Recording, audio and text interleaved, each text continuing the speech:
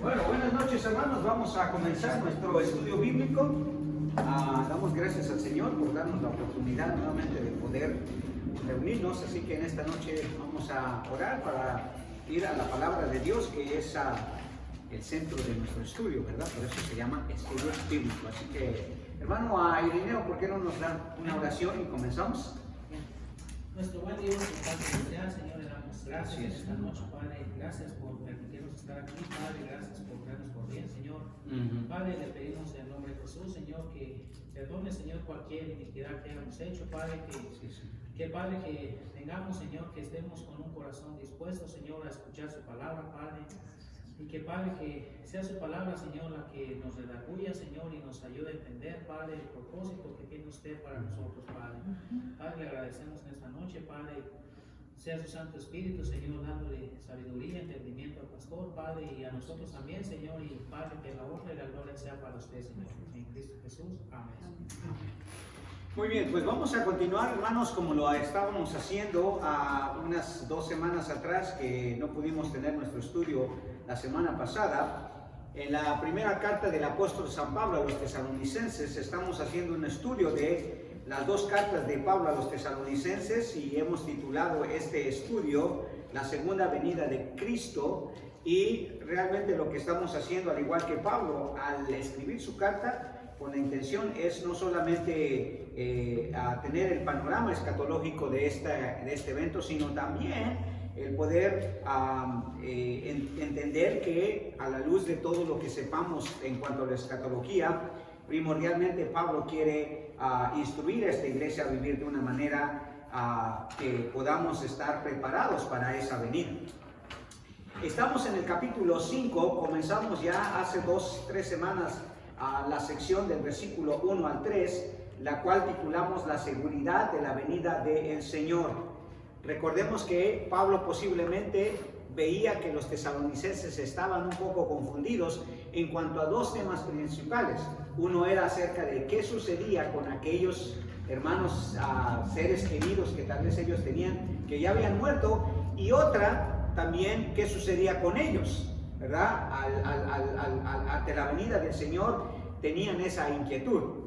Y también un tema que posiblemente a Pablo le urgía transmitir a los tesalonicenses era esto sobre el día del Señor. Así que en el capítulo 4, versículo 13 al 18, trata con el asunto del arrebatamiento. Les dice lo que va a suceder, cómo va a suceder, quiénes van a participar en cuanto al arrebatamiento. Hemos visto en cuanto a eso. Y Pablo termina animándoles a los tesalonicenses que esta verdad de que ya sea que estemos vivos o estemos muertos, nuestra reunión con el Señor es segura, ¿verdad? Y que deberíamos de alentarnos los unos a los otros con esas palabras, como dice el versículo 18. En el capítulo 5 comenzamos viendo la sección sobre la seguridad de la venida del Señor. Y dijimos que algo que era importante que los tesalonicenses entendieran era que el día del Señor tenía algunos matices que eran diferentes en cuanto al arrebatamiento. Aunque era parte de la venida del Señor, no era el mismo evento. Y dijimos que el apóstol Pablo trata de aclararles este asunto porque había ciertos eventos y también ciertos tiempos que se tenían que dar ante ese día que Pablo describe. Si recordamos ahí en el versículo 1, Pablo le dice, pero acerca de los tiempos y las ocasiones, y dijimos que esas 2 palabras hablan tanto de un tiempo específico como un tiempo de una era, o sea, un tiempo en el cual no se sabía con exactitud a qué específicamente tiempo se refería o a qué término de tiempo, ¿verdad? Entonces, Pablo les quiere obviamente aclarar en cuanto a ello. Entonces, lo que sí es seguro es que les dice que el Señor va a venir y que esa venida viene primero en el arrebatamiento, donde se lleva a aquellos que ya murieron en el Señor y se lleva a aquellos que estén vivos, pero también la venida del Señor trae otro evento muy importante que entender, y eso es el día del Señor, que es lo que Pablo trata en el capítulo 5, específicamente del versículo 1 al 3. Ahora, al igual que el arrebatamiento, nadie sabe cuándo iba a venir el día del Señor. Y quizá eso era la preocupación de Pablo en cuanto a los tesalonicenses, ¿verdad? Que ellos podrían haber caído algunos en alguna indiferencia, que porque no se sabía cuándo, eso les traería hasta cierto punto cierta pasividad. Pero también si ellos se apresuraban a pronosticar algún día, pues eso iba a traer como miedo, como confusión, como algo aterrador, ya que Pablo describe que el día del Señor iba a ser bastante drástico, especialmente para aquellos que no lo conocían, según sus palabras en el capítulo 1 de Segunda de los Tesalonicenses. Entonces, lo que quiere Pablo en esos 3 versículos, le dijimos, quería explicar él 3 aspectos de aquel momento memorable del día del Señor. La primera, su llegada. ¿Cómo iba a ser la llegada del Señor? Y dice Pablo en el versículo 2, porque vosotros sabéis perfectamente que el día del Señor vendrá así como ladrón en la noche. Entonces, los tesalonicenses sabían perfectamente, dice Pablo, o sea, ellos ya sabían, ellos tenían que estar seguros. Ya Pablo les había enseñado sobre eso cuando él estuvo en Tesalónica, según Lucas en el capítulo 17 de Hechos, ¿verdad? Cuando llegaron ahí con Silas y Timoteo y fundaron esa iglesia de los tesalonicenses. Entonces Pablo dice, ustedes saben perfectamente que el día del Señor va a venir. O sea, es un evento seguro. Es parte de los eventos y las ocasiones, o los tiempos y las ocasiones que Pablo menciona en el versículo 1. Entonces, los tesalonicenses sabían que el Señor iba a venir. Y 2, que su llegada iba a ser inesperada, ¿verdad? Su llegada iba a ser inesperada. Dice ahí que iba a venir como un ladrón en la noche. Sería una llegada inesperada, dijimos, y sería una tragedia inesperada, porque el día del Señor vendría así como un ladrón en la noche. Y el hecho de que Pablo menciona que iba a ser como un ladrón en la noche, pues es algo trágico, porque normalmente se ve la llegada de un ladrón como algo trágico, ¿verdad? Imagínense que usted llega a su casa hoy y la encuentra vacía. Sería trágico, ¿verdad? O sea, sería terrible por las pérdidas que tendría. Bueno, la venida del Señor no solamente iba a ser inesperada, sino trágica también. Y entonces Pablo quería que los tesalonicenses entendieran esa parte de la venida del Señor o del día del Señor. Y dijimos que tanto en el Antiguo Testamento como en el Nuevo Testamento, hermanos, el día del Señor se ve como un día de juicio, un día de juicio catastrófico para aquellos que lo van a sufrir, ¿verdad? Que Pablo más adelante empieza a describir quiénes son aquellos que lo van a sufrir específicamente. Pero dijimos que iba a ser un tiempo donde Dios va a derramar su ira sobre todos aquellos que se opusieron al Evangelio, que rechazaron voluntariamente el Evangelio del Señor. Entonces, la Biblia en algunas ocasiones llama al día del Señor como el día de venganza. Entonces, era muy importante que los tesalonicenses supieran de este detalle, pero no para atemorizarlos, sino al contrario, para asegurarles que ellos no iban a pasar por eso. Y eso es el mismo consuelo que debemos de tener, hermanos, que nosotros no vamos a poder estar por ese día del Señor. Esperamos la venida del Señor, pero el día del Señor es algo que no nos debe de preocupar, porque nosotros vamos a ser liberados de ese día de ira y de juicio.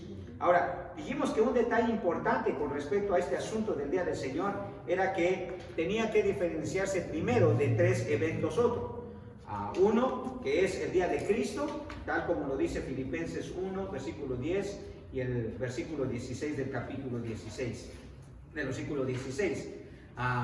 El día del Señor no era igual que el día de Cristo, ¿verdad?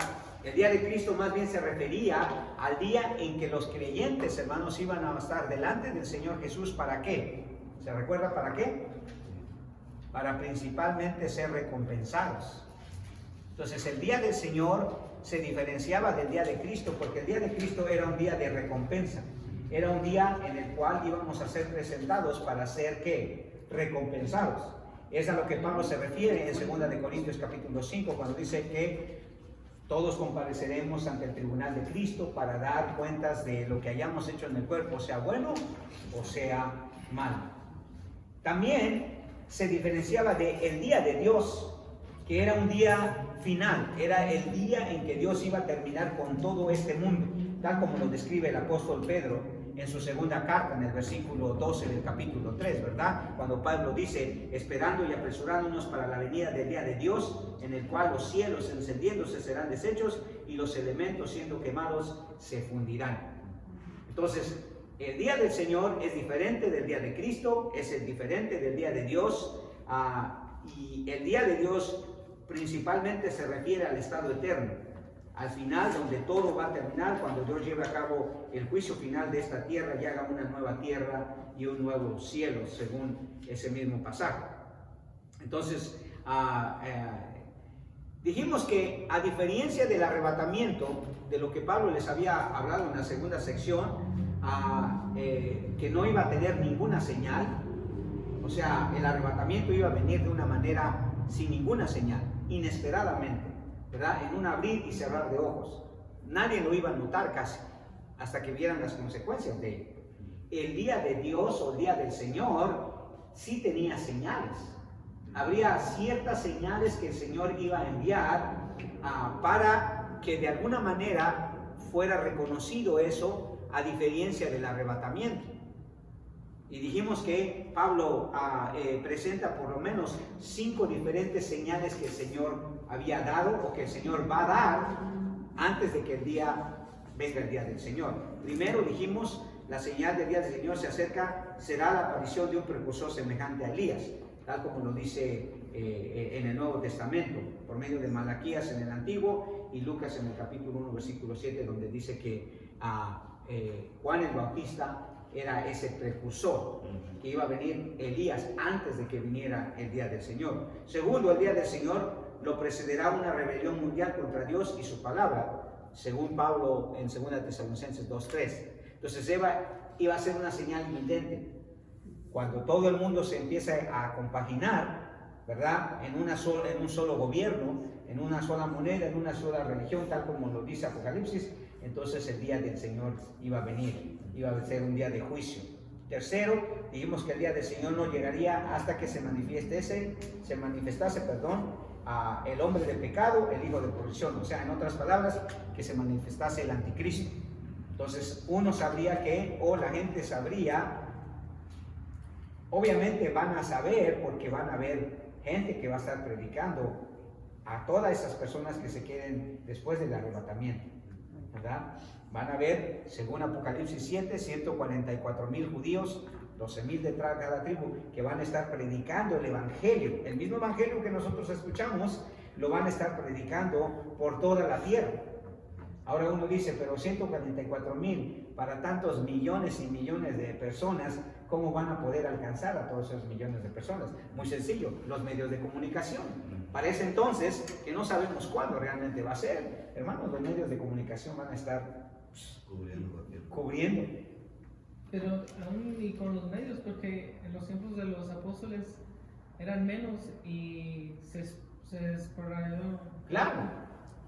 La diferencia es que los apóstoles, unos iban predicando y otros iban creyendo y otros iban creyendo y otros iban, y ellos mismos. En este caso van a ser solamente específicamente 144,000 judíos los que van a estar predicando eso. Pero obviamente van a usar los medios de comunicación. Ya no va a ser tan difícil, hermano. Ahora uno puede escuchar a un predicador del otro lado del mundo al mismo instante que él está predicando. Así que creemos que los medios de comunicación van a ser una fuente para estos predicadores. Aparte, la atención del mundo entero va a estar sobre ellos, porque ellos van a hacer cosas increíbles, hermano. Lea el libro de Apocalipsis en el capítulo 7 y se va a dar cuenta que van a ser personas muy especiales. Y si a eso le agregamos que de acuerdo a Apocalipsis capítulo 10, dice que van a haber 2 testigos, que van a hacer milagros y prodigios que también van a estar comunicando el mensaje de salvación.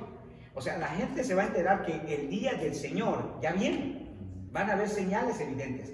Va a surgir el anticristo. Los 144,000 van a predicar en contra del anticristo, en contra de ese hombre que va a estar casi a cargo de todo el mundo. Y también los 2 testigos van a hacer señales muy similares a las señales que hicieron Elías y Moisés. Dice que van a hacer descender fuego del cielo y van a parar las lluvias. Así que va a haber una señal evidente de que el día del Señor se acerca. Cuarto, también las naciones van a comenzar a unirse en el Valle de la Decisión para la batalla del Armagedón. Eso va a ser algo televisado también. O sea, va a haber una señal evidente que va a haber una guerra mundial. ¿Usted cree que ahorita, como los medios de comunicación comunican todo, hermano, cualquier guerra que hay, por pequeñita que sea, ya ahora se sabe? Imagínense esta guerra, que de acuerdo a Apocalipsis dice que van a morir tanta gente, que la sangre de esa gente va a llegar hasta los pies, hasta las, ¿cómo se dice?, de los caballos, hasta las rodillas de los caballos. O sea, va a haber una cosa increíble, un ejército de millones de personas reuniéndose en contra de los ejércitos del Señor. Entonces, esa va a ser otra señal evidente, cuando las naciones empiecen a confederar y estén listas para atacar ellos al pueblo de Israel, ¿verdad? Y querer aniquilarlo completamente, que es lo que describe Apocalipsis capítulo 12, cuando dice que la mujer tuvo al hijo y luego la serpiente quiso devorarlo y luego se fue contra ella, pero el Señor la escondió en el desierto y cosas así que dice Apocalipsis capítulo 12. Y por último, una señal evidente del día del Señor también va a ser que van a haber señales dramáticas de los cielos que van a proceder a la llegada del día del Señor.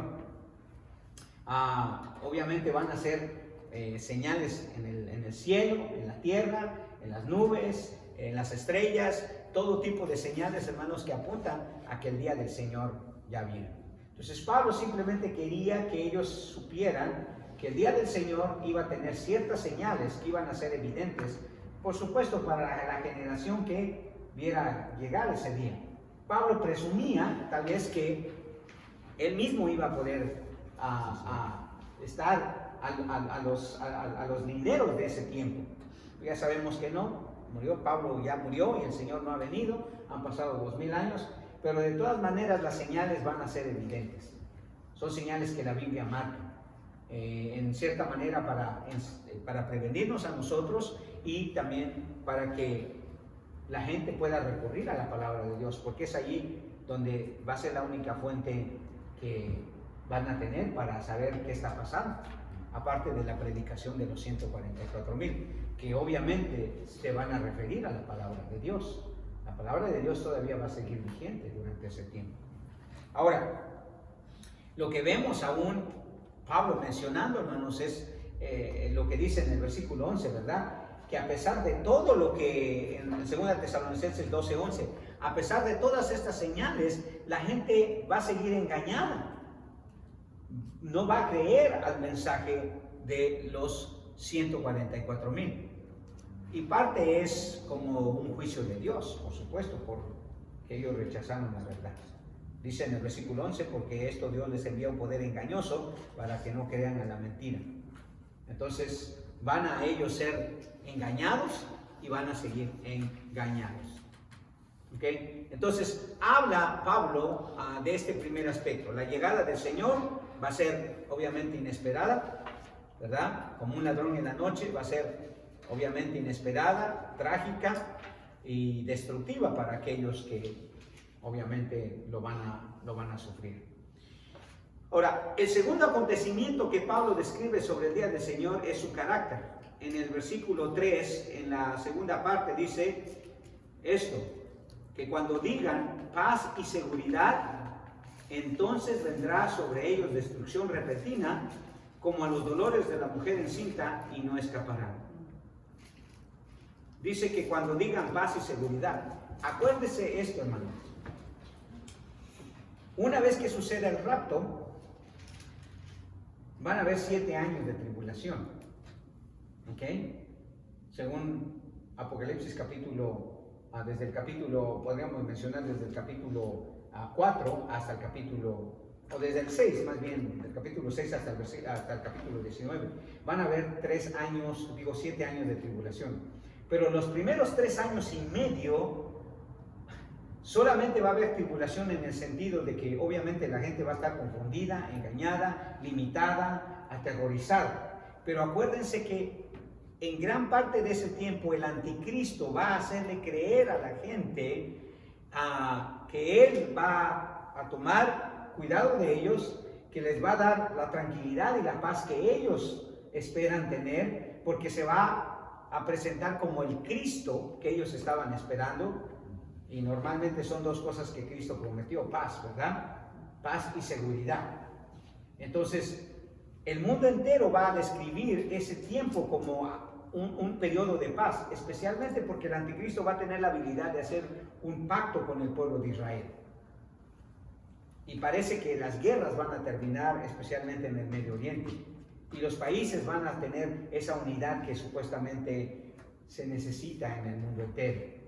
Va a haber una paz y una seguridad. Pero dice Pablo, dice que cuando digan paz y seguridad, entonces vendrá sobre ellos destrucción repentina. O sea que el carácter de la venida del Señor, hermanos, es con destrucción. Va a ser terrible porque va a destruir todo lo que hay en este mundo. Y lo interesante es que cuando Pablo dice destrucción, que no habla de aniquilación, no habla que el Señor simplemente va a aniquilar a toda la gente, no. Porque si fuera aniquilación, entonces el infierno no tendría sentido allí. No es una aniquilación como algunos piensan, que solamente la gente va a ser destruida, va a ser muerta y ya. No, va a ser una destrucción, lo cual se refiere a una separación completa de Dios.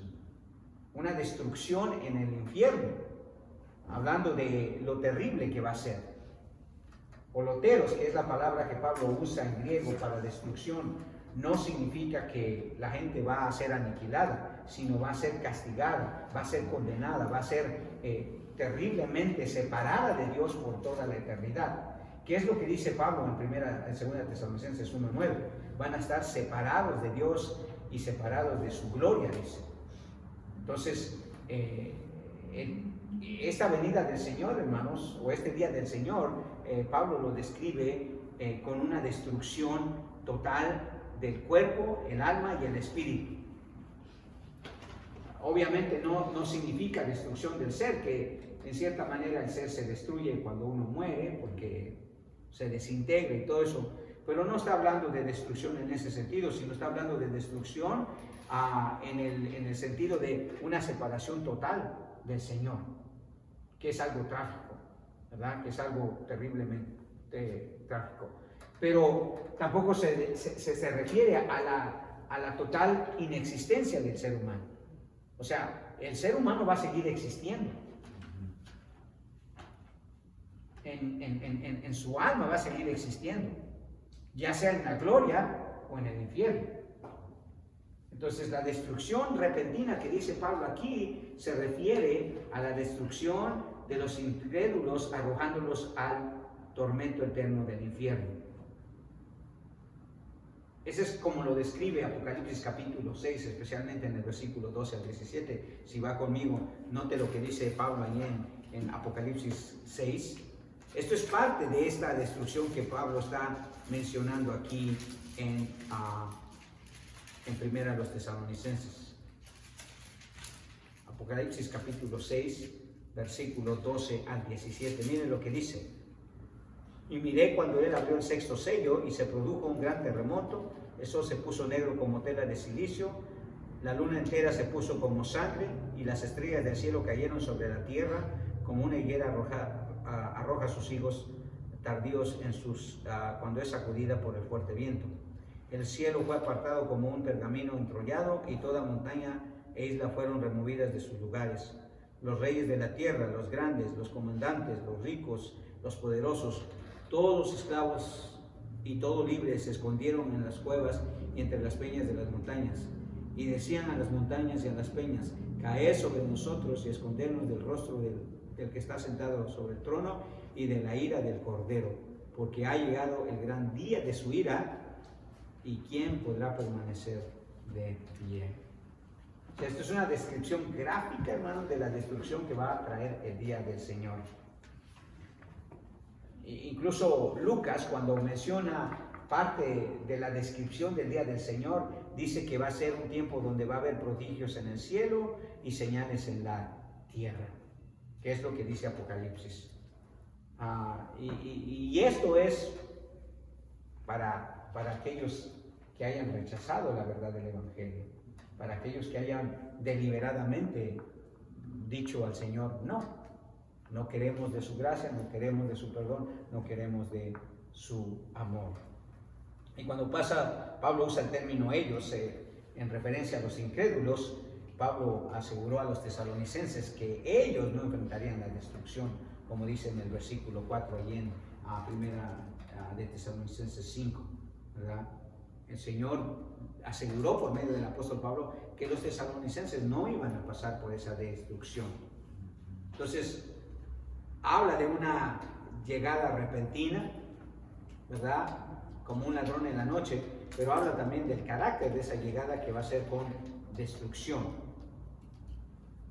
Y si Pablo usa una figura tan viva, obviamente que todos nosotros sabemos porque el dolor que causa, dice que esa llegada destructiva va a ser como los dolores de la mujer encinta, dice. Yo no sé, solamente la hermana aquí puede atestiguar, ¿verdad?, qué tipo de dolor se siente al tener un hijo, ¿verdad? Entonces, imagínense, ese dolor va a ser no solamente temporal, sino va a ser eterno. Y quizá solamente como una figura Pablo utiliza esto del dolor que van a tener los incrédulos ante la venida del Señor, ante el día del Señor, por la destrucción que va a traer. Pero suponemos que los dolores de la mujer encinta, hermanos, son terribles, son fuertes, son agónicos, ¿verdad? Pero esa es una manera de Pablo describir, hermano, lo que los incrédulos van a sufrir.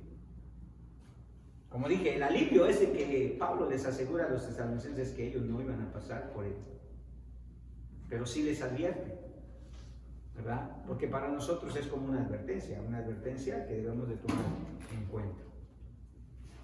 Por último, otra descripción de este evento del día del Señor es su complenitud.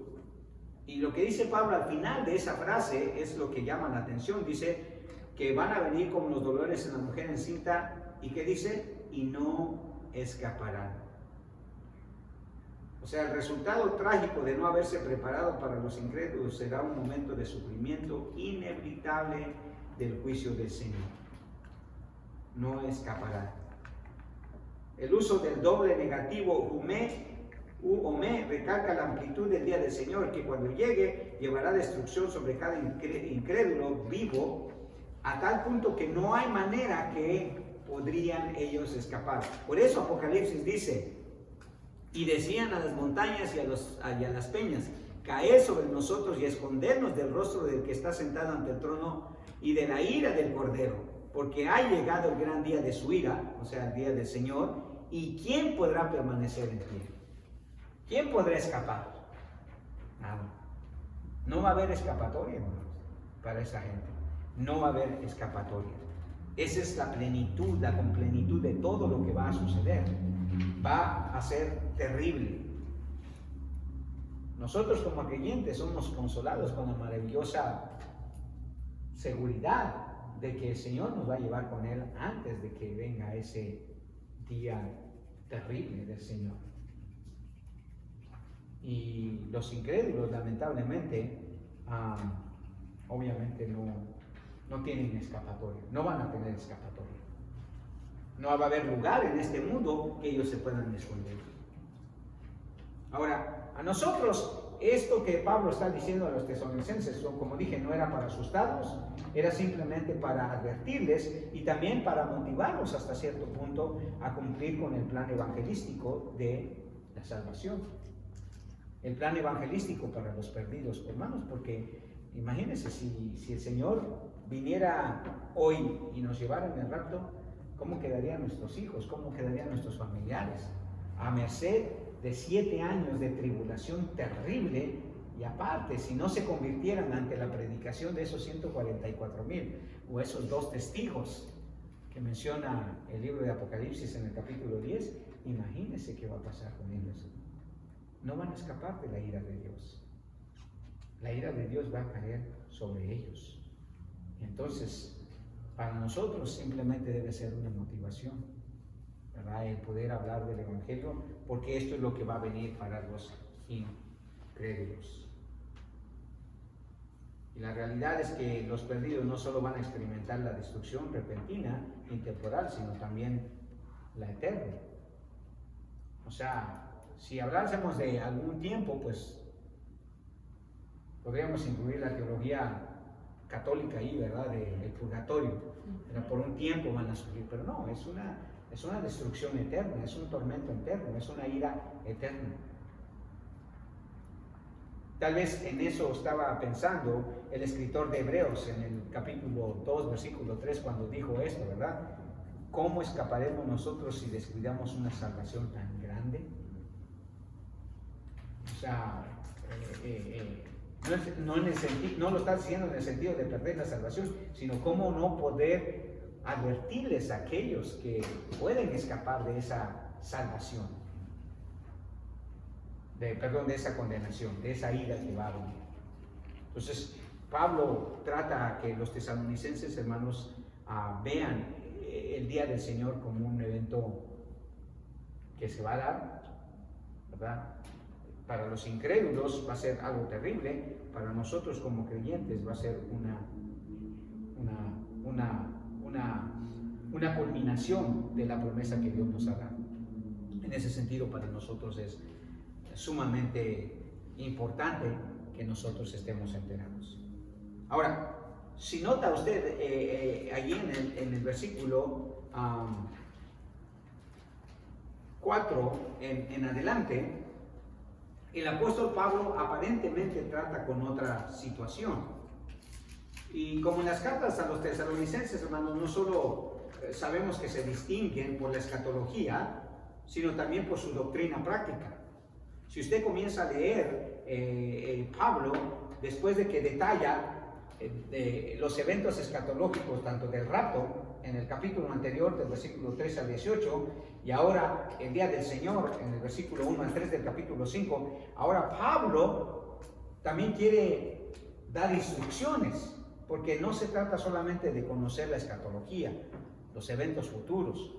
No nos serviría de nada, hermanos, si eso no nos motiva a vivir una vida de acuerdo a la voluntad de Dios. Entonces, Pablo comienza una nueva división de su tercera sección en que dividimos esta carta. Acuérdense, dijimos que básicamente podríamos dividir a los tesalonicenses en tres secciones, ¿verdad? Sus saludos y agradecimientos, la conversión de los tesalonicenses y la vida práctica de los tesalonicenses. Y esa vida práctica que Pablo menciona se describe desde el capítulo 2 hasta el capítulo 5. Y en esos tres capítulos hay 19 secciones que podríamos dividir esa última división de su carta. Cada división la hicimos en base a que cada una de ellas comienza con una referencia a los hermanos. Tal como comienza esta en el versículo 4. Mas vosotros, hermanos. Y como en cada una de estas divisiones, Pablo se refiere a los creyentes como hermanos, ¿verdad? Siempre teniendo un tono pastoral, como está acostumbrado a hablar cuando exhorta o quiere instruirlos. Porque el principal propósito de Pablo era instruir a los hermanos. Es cierto que les menciona la venida del Señor y la importancia que eso tiene, lo menciona por toda su carta, como dijimos al principio de nuestro estudio, pero primordialmente lo hace porque quiere que los creyentes vivan una vida cristiana de acuerdo a la voluntad de Dios.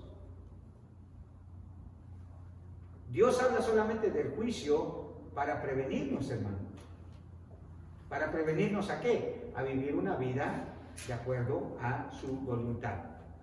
Entonces, como dije, después de que trata él con los temas escatológicos más relevantes de su carta, el rapto y el día del Señor, Pablo ahora le da un tono práctico a esta enseñanza. Y esta nueva división que abarca de los versículos 4 al 11, podemos titularla La clase de vida cristiana ante la espera del día del Señor. La clase de vida cristiana ante la espera del día del Señor. Y leamos los versículos 4 al 11 para darnos cuenta de qué es lo que Pablo quiere comunicar en cuanto a nuestra vida cristiana.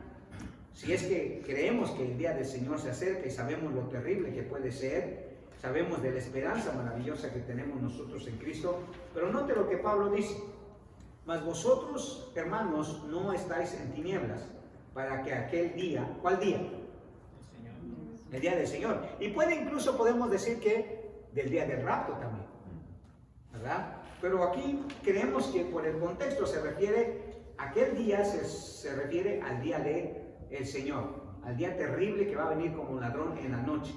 Dice, para que aquel día os sorprenda como un ladrón, porque todos vosotros sois hijos de luz e hijos del día. No somos de la noche ni de las tinieblas. Por tanto, no durmamos como los demás, sino velemos y seamos sobrios. Pues los que duermen de noche se duermen, y los que se embriagan de noche se embriagan. Pero nosotros que somos del día, seamos sobrios, habiéndonos vestido con la coraza de fe y de amor, y con la esperanza de salvación como hierba, porque no nos ha puesto Dios para ira, sino para alcanzar salvación por medio de nuestro Señor Jesucristo, quien murió por nosotros, para que ya sea que velemos o que durmamos, vivamos juntamente con Él. Por lo cual, animaos unos a otros y edificaos unos a otros, así como lo hacéis. Entonces, en la sección anterior, del versículo 1 al 3, Pablo describe la clase de vida que les espera a aquellos que van a sufrir la venida del Señor, que van a sufrir la destrucción, que van a sufrir la ira que el Señor va a derramar sobre ellos, aquellos que no conocieron a Dios, dice Pablo en su segunda carta. Pero en esta sección describe la clase de vida que los creyentes salvos deben de vivir ante la expectativa del Señor. Y lo que debemos recordar, hermanos, en este mundo básicamente solamente existen dos grupos de personas. Aunque hay diversos grupos que se pueden nombrar, grupos culturales, políticos, grupos étnicos y todo eso, la realidad es que el mundo está solamente lleno de dos grupos de personas. Aquellos, como dice Pablo, simbólicamente hablando, que son del día, y aquellos que son de la noche. Aquellos que son de la luz y aquellos que son de las tinieblas. Aquellos que están en vida y aquellos que están en muerte. Aquellos que pertenecen al reino de Dios y aquellos que pertenecen al reino de las tinieblas, al reino del diablo. Aquellos que son salvos y aquellos que están condenados. Y si usted ve, lo que Pablo trata de hacer, hermanos, es que trata de contrastar la vida de aquellos que no van a esperar, no van a estar preparados para el día del Señor, con aquellos que sí están preparados, con aquellos que conocen al Señor, y que Pablo los llama o hijos del día o hijos de la luz. Entonces, la clase de vida cristiana que deben de tener los creyentes, en contraste con aquellos que estén condenados, que sean destruidos ante el día del Señor, Pablo los contrasta con personas de la noche y con las personas del día. Y aquí hasta es una evaluación para nosotros, ¿verdad? Porque precisamente Pablo dice eso para que nosotros podamos tener un contraste. ¿Cómo es la clase de vida que tienen aquellos que son del Señor? Aquellos que viven como de día, aquellos que no están viviendo una vida libertina y pecaminosa, aquellos que se identifican con la luz, con la verdad, con el conocimiento de Dios, y aquellas que no. ¿Cómo debería de ser nuestra vida? Porque a veces se pueden confundir, ¿verdad? Hoy el cristianismo, hermanos, es muy difícil de detectar porque las personas incrédulas casi están viviendo igual que las personas cristianas, o más bien las cristianas casi están viviendo igual casi que las personas incrédulas. Ahora, la idea, hermanos, de donde Pablo coge su teología de contrastar a aquellos que conocen a Dios como hijos de luz o como hijos del día, es una idea teológica que viene desde el Antiguo Testamento. Desde el Antiguo Testamento había ese contraste donde Dios comparaba a aquellos que obviamente le desobedecen, se rebelan con Él y que son hijos de la noche, como aquellos que son hijos del día, como aquellos que obedecen a Dios. No estoy seguro de eso, pero posiblemente Pablo tenía esa alusión del Antiguo Testamento. Hay un pasaje que lo hace notar muy bien en el Salmo número 107, si usted va conmigo, solamente para tener una introducción en cuanto a esa sección. En el Salmo número 107, el hermano Irineo lee el versículo 10 al 12 y luego el hermano Jesús lee del 13 al 16. Mire el contraste que hace este salmo, ¿ok? Salmo 107, versículos 10 al 12, hermano Irineo.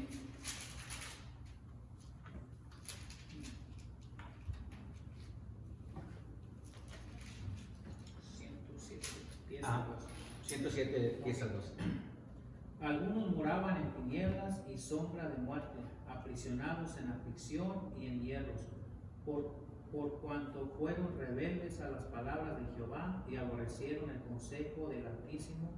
Por eso quebrantó con el trabajo sus corazones, cayeron y no hubo quien los ayudase. Muy bien. Y entonces, si usted nota aquí en el versículo 10 al 12, se describe a aquellos que están en tinieblas, ¿verdad? Aquellos que dicen que están en tinieblas y moran en tinieblas y sombra de muerte. ¿Por qué? Porque se rebelaron contra el Señor, porque aborrecieron, dice, el consejo del Altísimo. Y luego en los versículos 13 a 16, mire cómo se describe esa transformación. Mi hermano Jesús.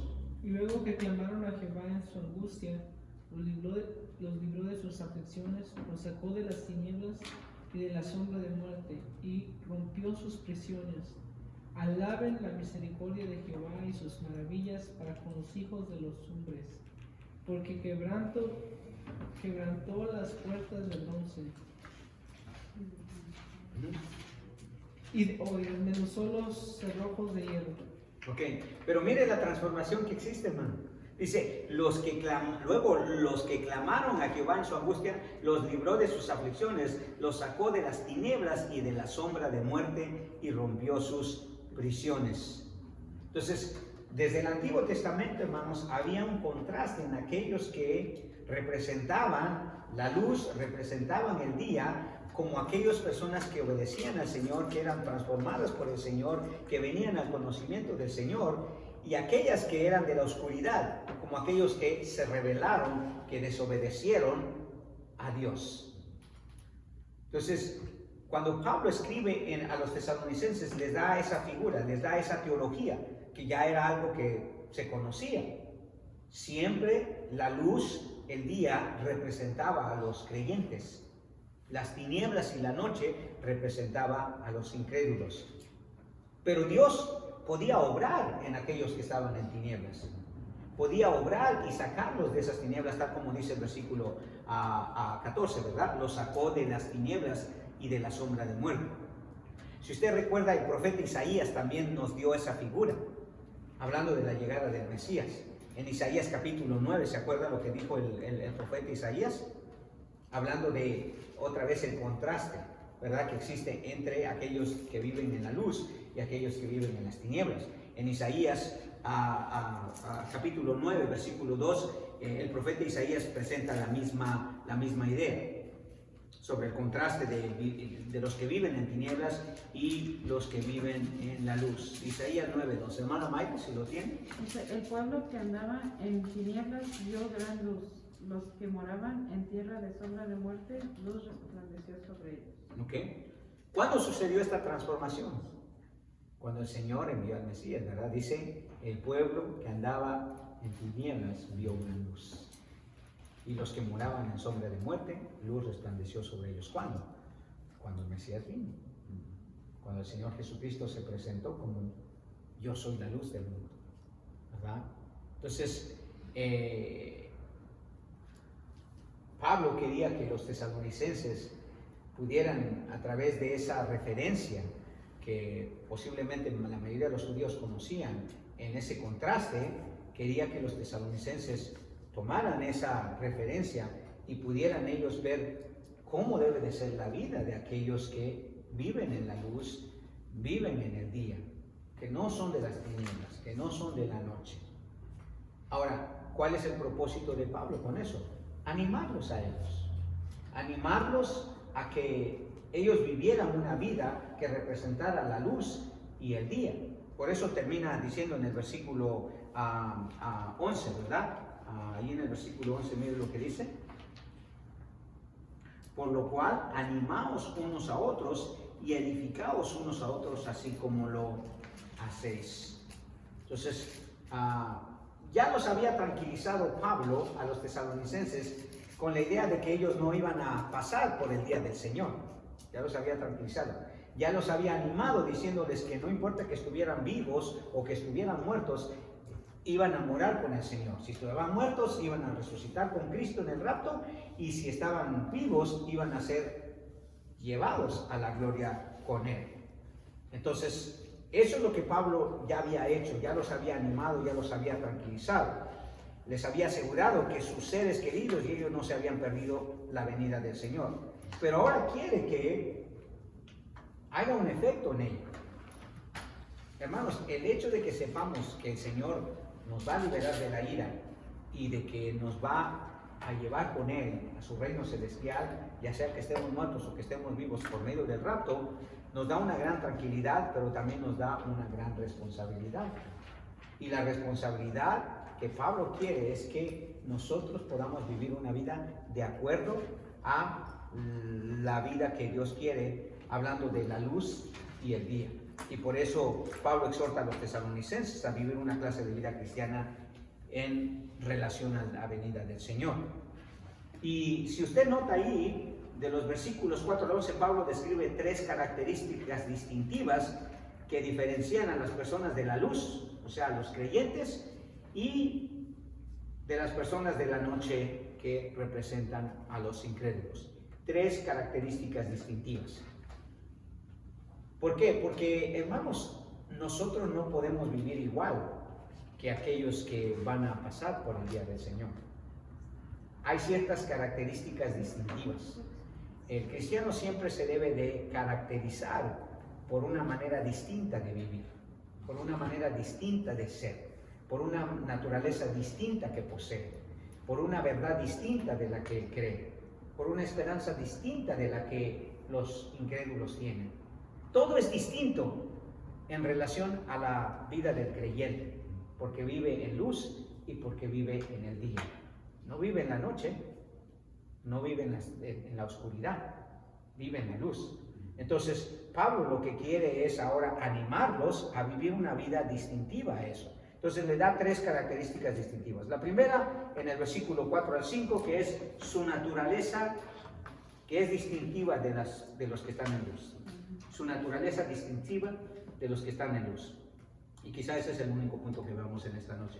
Mire lo que dice: mas vosotros, hermanos, no estáis en tinieblas, para que aquel día os sorprenda. ¿Cuál día? Ya sabemos, el día del Señor, ¿verdad? Que va a ser destrucción, que va a ser como un ladrón en la noche, que va a venir con dolores como la mujer de parto, que va a traer destrucción repentina. Para que aquel día os sorprenda como ladrón, porque todos vosotros sois hijos de la luz e hijos del día. No somos de la noche ni de las tinieblas. En 4 ocasiones Pablo hace un contraste. No, no, no, no. Esta es la manera de vivir de aquellos que van a pasar por la destrucción del día del Señor. Y esta es la manera que ustedes no pueden vivir. Y Pablo quiere que ellos entiendan perfectamente que hay una distinción entre nosotros, que tenemos la esperanza del rapto, que tenemos la esperanza de que Dios no nos va a descargar su ira sobre nosotros. Ahora, si usted ve, Pablo empieza otra vez con la expresión, mas vosotros, hermanos, siempre de tono cariñoso. Dijimos que cada sección de su tercera división de su carta, Pablo la comienza así, hablándole a los hermanos, porque su propósito es más pastoral, ¿verdad?, que escatológico. Es más de exhortar e instruir a los hermanos que darle demasiada información. Por eso, si usted ve, solo 3 versículos habló del día del Señor, suficientes para poder entender lo que significa el día del Señor. 6 o 7 versículos sobre el rapto. Más tarde en su segunda carta va a abarcar un poquito más sobre el anticristo, sobre la tribulación, que son detalles escatológicos de su carta. Pero la realidad es que Pablo quiere que los hermanos crezcan, maduren, vivan una vida de acuerdo a la voluntad de Dios. Y por eso se refiere siempre a ellos como hermanos. Mas vosotros, hermanos, dice. Y es cuando presenta el primer contraste, de acuerdo al versículo 3, ¿verdad? Donde él usa el pronombre ellos, más ellos, hablando de los incrédulos, hablando de aquellos que van a sufrir la venida del Señor, el día del Señor. Ahora, dice Pablo allí que a diferencia de los incrédulos, los creyentes no están en tinieblas, o sea que poseen una naturaleza completamente diferente, no pertenecen a la noche, no pertenecen a la noche. Si usted sabe, los incrédulos viven en una oscuridad espiritual, hermanos.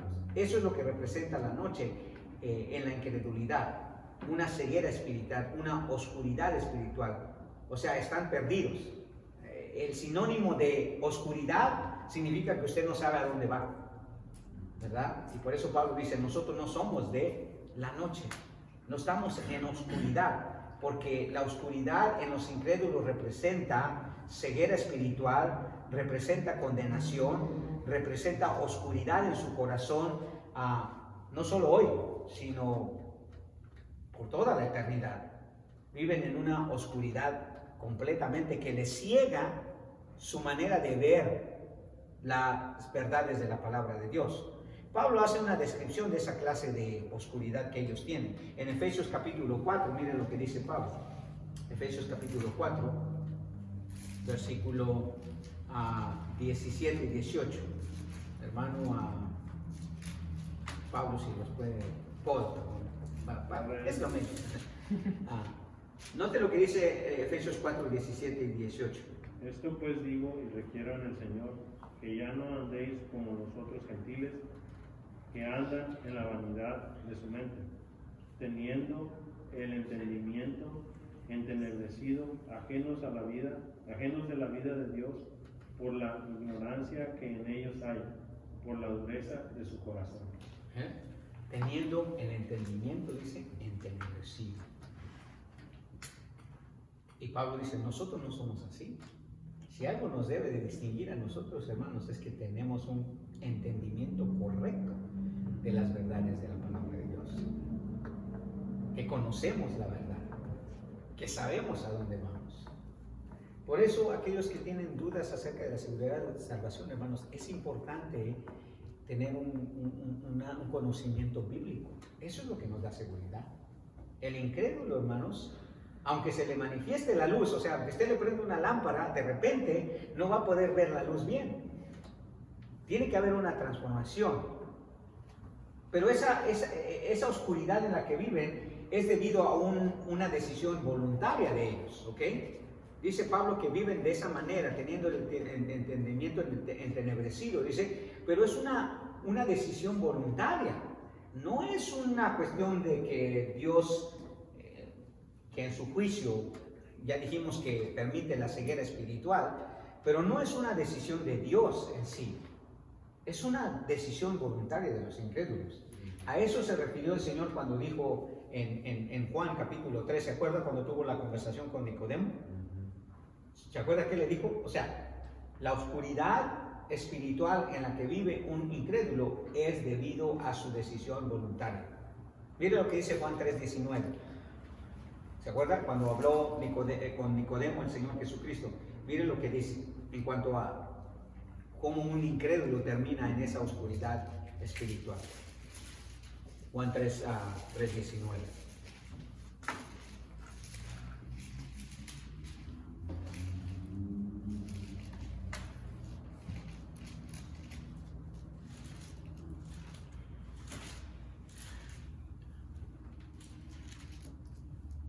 Dice el Señor, y esta es la condenación, que la luz ha venido al mundo, y los hombres, ¿qué dice?